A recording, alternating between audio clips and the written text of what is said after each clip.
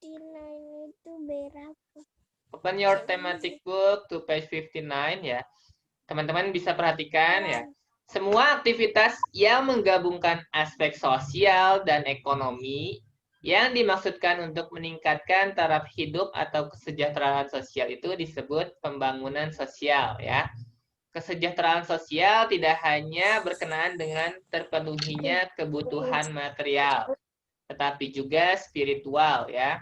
Dengan demikian, memungkinkan semua warga negara untuk mengembangkan dirinya. 1. Oh,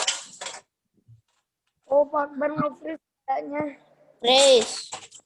Terdengar, teman-teman?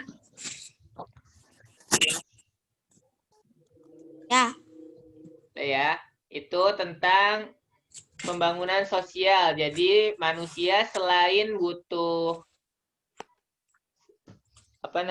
kebutuhan material, tetapi manusia juga harus memenuhi kebutuhan spiritual, ya.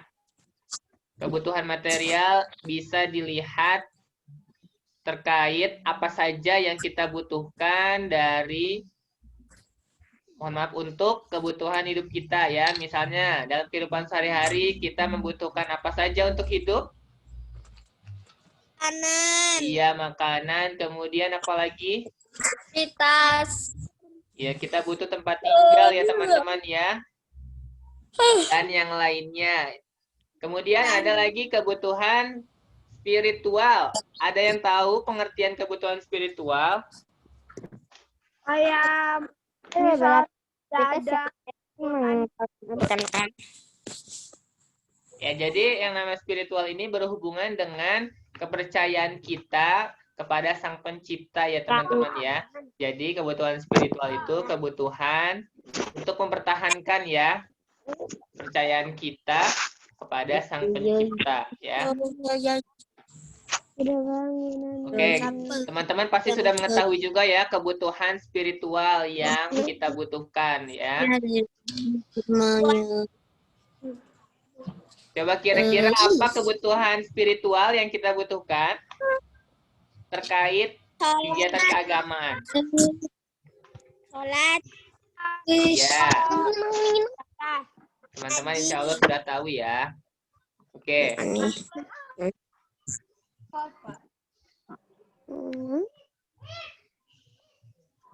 Oke, go to the next page. To page 60. Lihat deh. Angguran jalan. Bye. Halaman 60 sudah? Akbar. Ya. I go to dress room, Pak. Ya, pastikan berdoa ya teman-teman ya. Pak, maaf agak lama, Pak. Kan cuma satu orang. Kenapa semuanya, Pak? Nah, teman-teman, halaman 60 sudah dibuka ya. Sudah. Ini pembangunan sosial dimaksudkan untuk meningkatkan kesejahteraan sosial ya, di mana kebutuhan setiap anggota masyarakat secara sosial, ekonomi, dan spiritual dapat terpenuhi. Nah, dalam melakukan aktivitas kehidupan untuk meningkatkan kesejahteraan sosial, tak jarang kita akan berhadapan dengan keanekaragaman yang tinggi, contohnya di pasar. Hairu, boleh dilepas dulu itunya, tidak sambil makan sesuatu, Hairu sedang belajar. Ya, teman-teman sudah mengetahui ya bahwa ketika kita berada di pasar, itu pasti banyak sekali keragaman yang ada di sana ya teman-teman ya. Baik itu dari keragaman rasnya kah, atau suku, atau agama. Ya, kemudian apa lagi? Bisa budaya juga ya, bisa dari bahasa ya, dan yang lainnya. Jadi, biasanya di pasar itu banyak orang yang beragam ya, entah itu orang Sunda kah ya, yang biasanya sehari-hari menggunakan bahasa Sunda, atau ada yang menggunakan bahasa Indonesia, atau yang lainnya ya, biasanya sangat beragam ketika di pasar itu. Nah, di sini kita lihat lagi. kebiasaan yang mengikat masyarakat dan berlangsung dalam jangka waktu cukup lama dikenal dengan adat istiadat. Jadi adat istiadat itu kebiasaan yang kebiasaan yang mengikat masyarakat dan berlangsung dalam jangka waktu cukup lama, ya, itu disebut adat istiadat. Nah, kemudian adat istiadat ini merupakan kebiasaan sosial yang sejak lama ada di dalam masyarakat, ya. Jadi biasanya di setiap daerah itu pasti ada adat istiadat yang selalu dilakukan, ya, dengan tujuan mengatur tata tertib dalam masyarakat tersebut. Nah, ya. Kemudian ada lagi adat istiadat setiap kelompok masyarakat bisa sama atau berbeda, ya, dengan yang lain. Jadi setiap daerah itu ada yang sama, ada yang berbeda juga, ya, adat istiadatnya. Nah, kita lihat lagi di sini contohnya adat istiadat masyarakat Osing di Banyuwangi yang merupakan perpaduan antara budaya Jawa, Madura, dan Bali. Nah, kemudian adat istiadat masyarakat desa di Jawa Timur dan Jawa Tengah ternyata memiliki persamaan. Nah, salah satu persamaannya adalah bahwa mereka memiliki ikatan yang berdasarkan pada persahabatan. Nah, kemudian ada lagi teman-teman di sini yang termasuk adat istiadat. Ada di sini adat istiadat itu ternyata ada yang tertulis, ada yang tidak tertulis. Ada yang tidak tertulis. Kalau yang tertulis berarti itu dibakukan, ya, misalkan dalam suatu tulisan. Ya, jadi itu ada bentuknya, ada wujudnya biasanya, ya, kalau yang tertulis. Ada wujudnya. Kemudian ada yang tidak tertulis. Nah, di sini yang tertulis itu salah satunya tentang piagam-piagam raja, kemudian peraturan hukum adat. Kemudian yang tidak tertulis ini biasanya upacara, ya. Terkait upacara-upacara yang dilakukan di suatu daerah. Misalkan ada ngaben. Teman-teman tahu ngaben? Upacara ngaben, teman-teman ingat?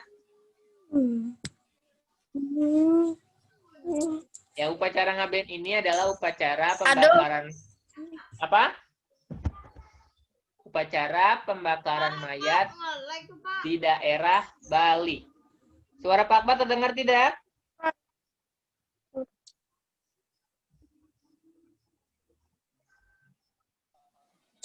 Di Bali. Tahu.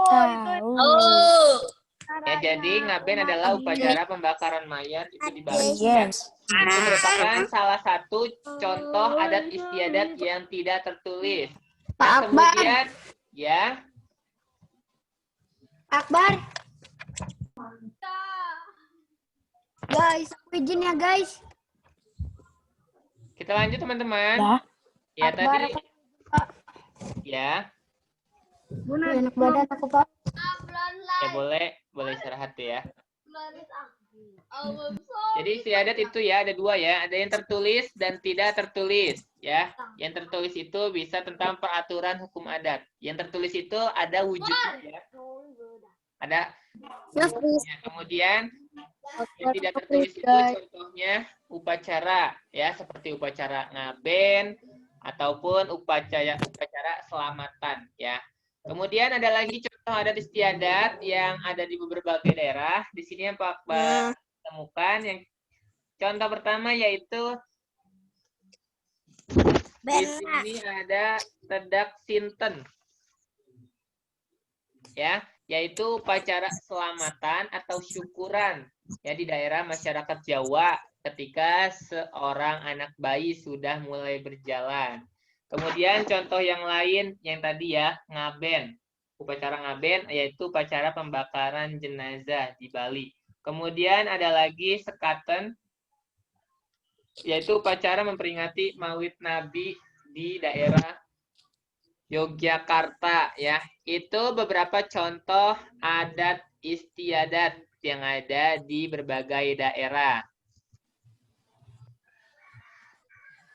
Oke. Oke, sampai di sini ada yang Kalau ingin di ditanyakan? berbagai negara, Pak.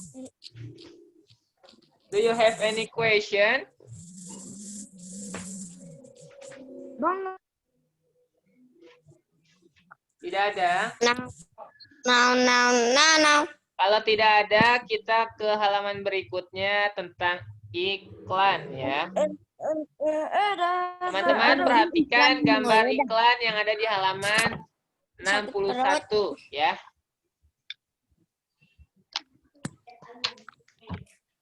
Tolong. Di situ pertama ada tentang pertunjukan sisingaan. Oh no. Ya, jadi di sini yang dimaksud dengan pertunjukan sisingaan adalah sebuah pertunjukan yang membutuhkan kerjasama, kekompakan, kerja keras, ketertiban, dan ketekunan. Itu tentang sisingaan ya. Semua orang dari segala lapisan masyarakat yang beraneka ragam dapat ikut dalam iring-iringan tersebut. Iring-iringan dilakukan sambil mengitari atau mengelilingi kampung hingga akhirnya iringan kembali ke tempat semula. Tanpa adanya kerukunan, tentunya kerjasama yang baik tidak akan dapat terwujud. Ya, itu ya. keluar. Apa Pak yang terjadi? Akbar, your voice is not clear. Yeay, Pak Akbar. Hah? Ada sorry siapa itu? Suara Pak Akbar tidak jelas, teman-teman. Miss Indah. Arya, suara Pak Akbar terdengar jelas tidak?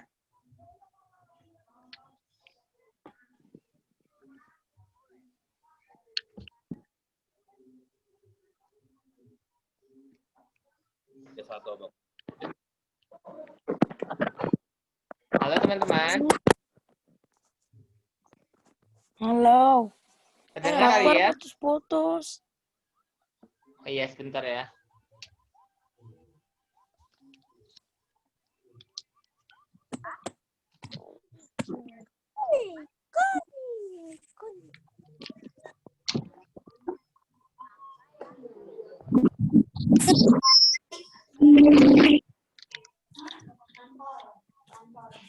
Sudah jelas belum? Halo? Sudah. Masih agak putus-putus lagi. Ya, Pak. Putus-putus, Pak. Aduh, tolong. Ya, boleh sambil diamati dulu ya, sambil menunggu dengan Pak Purbagus. Teman-teman amati atau perhatikan iklan yang ada di halaman 61 ya. Skrinnya terlihat tidak, teman-teman? Lihat. Teman-teman perhatikan ya di halaman 61. Hidup rukun cermin budaya bangsa Indonesia. Ya, sambil bahwa di sini kerukunan itu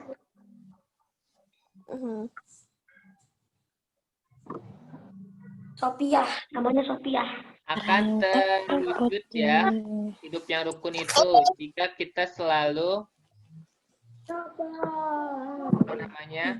selalu menerima segala perbedaan yang ada di Indonesia ya. Teman-teman sudah tahu bahwa Indonesia merupakan negara yang beragam. Ya, Budaya. banyak sekali perbedaan di Indonesia, baik dari agama, dari bahasa, dari ras, dan yang lainnya. Ya, tetapi semua perbedaan tersebut tidak boleh menghalangi ya kerjasama kita, tidak boleh menghalangi persatuan ya. Kita harus selalu bersatu, walaupun berbeda-beda, tetapi tetap satu ya. Seperti semboyan negara kita yaitu Bhinneka Tunggal Ika. Tidak boleh, walaupun berbeda berarti, tapi tidak boleh membeda-bedakan ya. Bahasa mana sih Pak? Bhinneka Tunggal Ika Pak? Biasanya kalau semboyan-semboyan itu mungkin Sanskerta ya, atau nanti kita cari lagi ya. Itu semboyan negara kita. Bagus ya. Walaupun kita berbeda agama, berbeda ras atau warna kulit ya, antara yang hitam dan yang putih itu kita tidak boleh membedakan ya. Karena semua manusia di mata Sang Pencipta itu sama. Yang membedakan apa teman-teman? Rata. Yang membedakan kita semua adalah Rata. ya, amal perbuatan kita, ketakwaan kita yang membedakan ya. Misalkan antara yang kaya dan yang miskin. Belum tentu yang kaya itu misalkan nanti masuk surga ya. Itu tidak menjamin ya. Karena yang dilihat oleh Sang Pencipta adalah amal kita ya, ketakwaan kita ya. Ketakwaannya. Ya, bukan ketampanannya, bukan kemewahannya, bukan kekayaannya, ya. Karena semua yang dititipkan oleh Allah di dunia ini adalah titipan ya, yang kita punya ini di dunia ya. Semuanya nanti akan dimintai pertanggungjawaban. Misalkan nih teman-teman di rumah ada yang punya HP. Nah, nanti di akhirat itu ditanya, kira-kira HP-nya lebih banyak dipakai untuk yang bermanfaat atau lebih banyak digunakan untuk yang tidak bermanfaat. Nah, itu teman-teman nanti akan bertanggung jawab ya terhadap sesuatu yang teman-teman miliki di dunia ini. Ya, jadi pastikan teman-teman Dan yang dilakukan. iya, dan yang dilakukan selalu berbuat baik dan menggunakan segala sesuatu yang dimiliki dengan baik. Tidak boleh mubazir ya. Tidak boleh menggunakannya dengan seenaknya ya, karena semuanya akan dipertanggungjawabkan. Nanti di akhirat tidak ada yang bisa ditutup-tutupi. Kalau sekarang teman-teman di dunia masih bisa menutup-nutupi ya, tetapi nanti di akhirat itu tidak ya. Nah, kembali lagi ke halaman 61, ini tentang hidup rukun cermin budaya bangsa Indonesia. Ya, jadi kita harus selalu mau keluar. harus selalu hidup rukun ya, agar selalu tercipta persatuan dan kesatuan di negara kita, negara Kesatuan Republik Indonesia.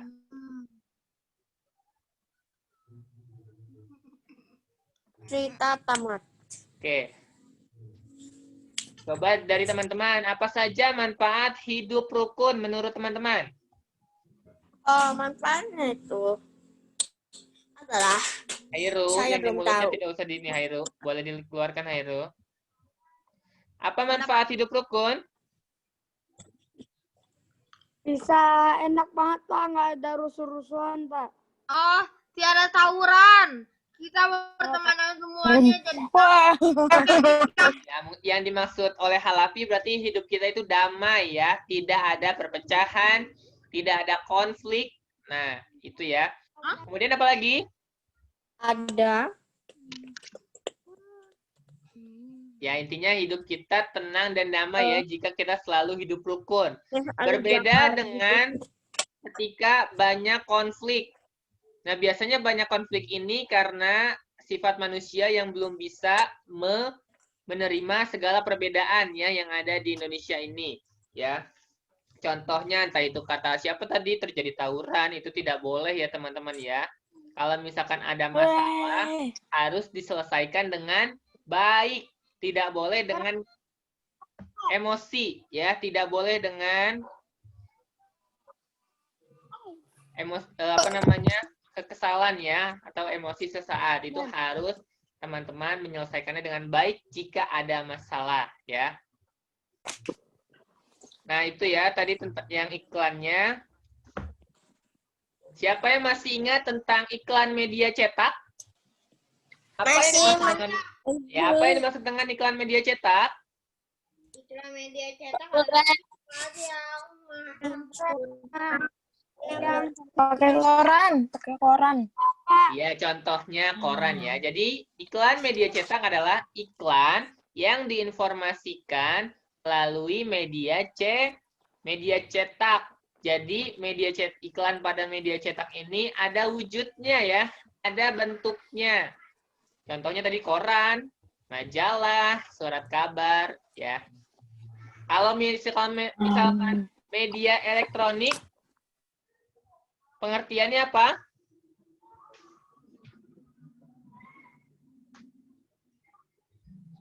Ya, iklan yang diinformasikan melalui... Pak Akbar ngapri sepertinya. Halo? Emang? Sudah ya? Bye. Ya, iklan media elektronik itu yang diinformasikan melalui media elektronik seperti radio. Iora. Nah, sampai di sini ada yang ingin tanyakan, teman-teman? Tidak. Ada, Pak. Apa, Hairu?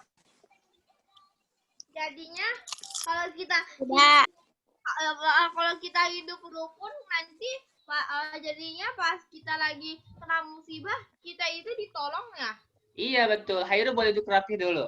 Teman-teman, jika kita selalu hidup rukun dengan orang lain, dan kita selalu berbuat baik dengan orang lain, insya Allah teman-teman akan ada selalu yang menolong ya. Pertolongan Allah itu selalu ada untuk orang-orang yang berbuat baik, yang selalu menolong orang lain juga ya. Karena di sini di dunia itu terjadi timbal balik. Maksudnya terkadang misalkan sekarang kita menolong orang lain ya. Bisa saja nanti suatu saat kita yang ditolong oleh orang lain.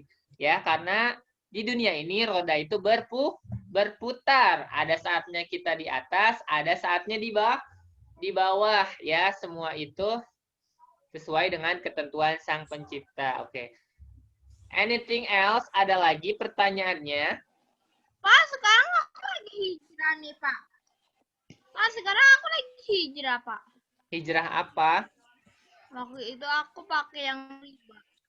Hah? Hijrah dari uang yang riba, Pak. Oh iya. Dari segala sesuatu yang waktu itu kurang baik menjadi yang lebih baik ya.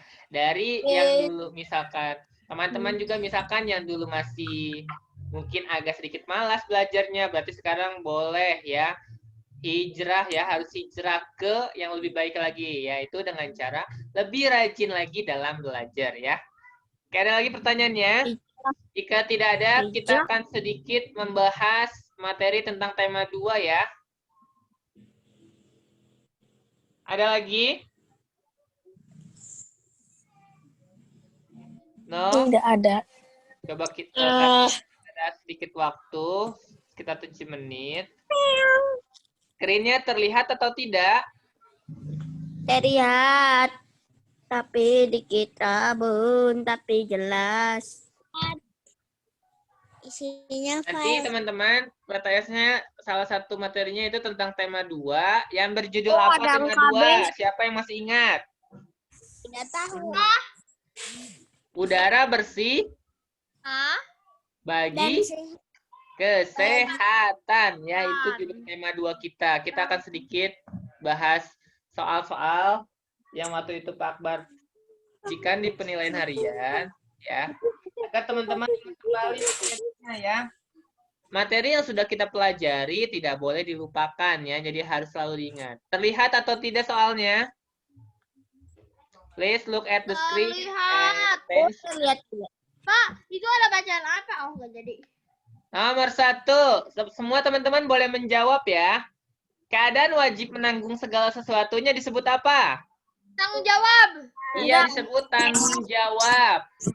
Kalau misalkan nomor 2, sesuatu yang mutlak menjadi milik seseorang dan penggunaannya tergantung pada orang yang bersangkutan disebut Kewajiban. hak. Nomor 2 isinya hak ya teman-teman ya. Kalau kewajiban itu segala sesuatu yang harus dilakukan dengan penuh tanggung jawab. Oke. Next number 3. Salah satu contoh kewajiban sebagai warga negara yang mana? A, B, C, atau D? Tenang dan damai. Tadi anak dulu, Pak. D. Teman-teman harus lihat ya, nomor 3 itu kewajiban. Berarti yang harus dilakukan. Yang harus dilakukan D. Menjaga kebersihan lingkungan. Kalau A itu termasuk hak, B-nya hak, C juga hak ya. Jadi yang termasuk kewajiban itu D, menjaga kebersihan. Teman-teman harus ingat ya, hak itu yang kita dapatkan. Kalau kewajiban yang harus kita lakukan. Ya, itu perbedaannya ya. Nomor 4. Seorang ayah bekerja keras untuk menafkahi anggota keluarganya dan demi memenuhi kebutuhan pendidikan anaknya. Hal tersebut merupakan contoh tanggung jawab terhadap keluarga ya. Jadi kan di sini dalam keluarga itu ada seorang ayah namanya ya. Kalau aku jawabannya itu ayah. Sama aku juga ayah. Terhadap keluarga ya. Contohnya, ada lagi tanggung jawab terhadap masyarakat, terhadap bangsa dan negara ya dan yang lainnya. Nomor 5. Sesuatu yang dilakukan dengan penuh tanggung jawab disebut. Number 5. Kewajiban. Betul, kewajiban ya. Nomor 5 itu kewajiban. 2 contoh sebagai hak warga negara. Bisa hidup tenang dan damai. Kemudian mendapatkan perlindungan hukum. Mendapatkan air bersih juga ya. The next is number 7. Kata tanya yang digunakan untuk menanyakan alasan adalah Mengapa? iya, mengapa? Kenapa Anda memutuskan aku? Yang bermutu Hairu ya, yang baik-baik. Nomor 8, kata tanya yang digunakan untuk menanyakan tempat. Di mana ya? Di mana? Number 9. Nomor 9. Di sini ada teks tentang Udin sakit influenza atau flu. Oh iya, Apakah yang dibawa Siti, Edo, dan Dayu dan Beni saat menjenguk Udin? Jeruk. Jeruk. Siapa yang menderita sakit influenza? Udin. Kapan Siti, Edo, Dayu, dan Beni berkunjung ke rumah Udin? Setelah pulang sekolah. Iya, setelah pulang sekolah. Oke, number 12 bisa ya. Nomor 13, kegiatan menghirup udara yang berupa oksigen dan menghembuskan karbon dioksida disebut bernafas ya. 14, alat pernapasan pada serangga adalah trachea. Kalau insang itu ikan, ya. Kalau perut itu atau otot perut itu ular, cacing ya. Paru-paru pada hewan mamalia ya. 15, hewan yang hidup di darat dan di air disebut Reptilia. amfibi. Kalau bukan reptil ya, amfibi ya. Nomor 16. Salah satu faktor penyebab gangguan pernapasan. Menghirup udara yang tidak segar. Ya, itu termasuk ke dalam faktor lingkungan ya. Kemudian ada faktor penyakit juga, misalkan tadi flu, asma, ya, bronkitis dan yang lainnya. Ada juga faktor fisik ya. Ya. Kemudian nomor 17, salah satu gangguan pada sistem pernapasan pada manusia Asma. bisa asma, tadi Pak Bos disebutkan, bronkitis dan yang lainnya. Nah, nomor 18, Memakai masker. Ya, ini yang dilakukan ketika ada kabut asap ya, bukan sebelum kabut asap, tetapi ketika ada kabut asap, teman-teman apa yang lakukan? Ya, itu memakai masker, kemudian menggunakan, mohon maaf, untuk mengurangi ya, mengurangi kegiatan di luar rumah. Number 19, suatu kegiatan yang dilakukan oleh manusia yang bertujuan untuk memenuhi kebutuhan hidup sehari-hari disebut Kegiatan ekonomi. iya, betul, kegiatan ekonomi. 20, salah satu contoh usaha ekonomi perorangan. Pertanian. Betul, pertanian. Kalau perorangan itu ada pertanian, perdagangan, kemudian jasa dan industri kecil ya. Kalau yang bersama itu ada firma, BUMN, koperasi, CV, dan PT. Itu yang bersama ya. Teman-teman harus ingat ya. Mana yang perorangan, mana yang bersama. Next. Number 21.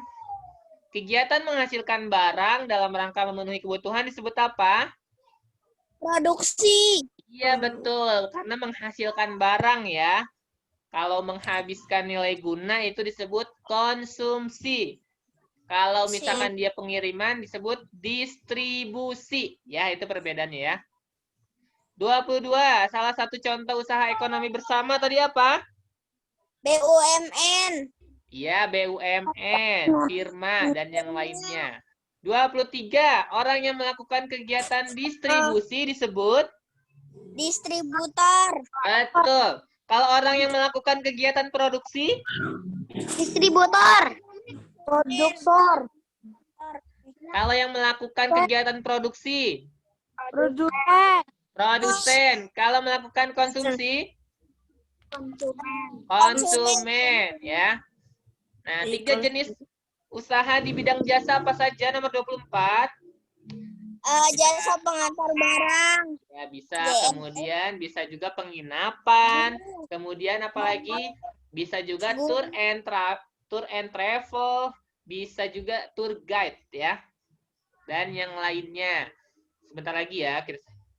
Nah, ini nomor 25 itu teknik pewarnaan kemarin dibagi menjadi dua, yaitu basah dan kering. Kalau basah menggunakan apa? Cat air. Cat air ya, dan memerlukan bahan pengencer. Kalau kering? Pensil, krayon, spidol. Ya, betul. Nomor 26. Langkah pertama yang harus dilakukan dalam membuat gambar bercerita adalah? Sketsa. Ya, menyiapkan alat dan bahan dulu ya, teman-teman. Kalau misalkan membuat sketsa tapi belum ada alat dan bahannya gimana? Berarti harus menyiapkan alat dan bahan dulu ya pertama ya. Kalau langkah terakhir dalam membuat gambar bercerita, apa yang harus dilakukan langkah terakhir? Iya betul, menyempurnakan gambar kalau langkah terakhir ya. Nomor 27. Contoh lagu yang menggunakan tangga nada diatonis minor. Yang sedih kalau minor. Teman-teman ingat ya. Minor sedih. Mayor bergembira. 27 berarti apa? Gugur bunga. Kalau yang mayor berarti sisanya ya. Hari Merdeka, Maju Tak Gentar, Garuda Pancasila. Teman-teman pokoknya harus ingat. Minor itu sedih atau kurang bersemangat. Mayor itu senang atau bergembira ya. Tangga nada diatonis ada berapa? 2. Do, re, mi, fa, sol, la, si, do. Itu ada berapa?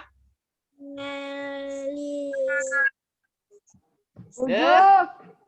ya teman-teman ya. Tangga nada Kemudian diatonis. ini ya. 29 itu dari daerah Sumatera Barat atau Padang atau Solok. Nomor 30. Tari piring menggunakan piring, tari skapur sirih menggunakan daun sirih ya. Oke, ini materi tentang tema 2. Pak berharapkan teman-teman bisa mengingatnya kembali ya.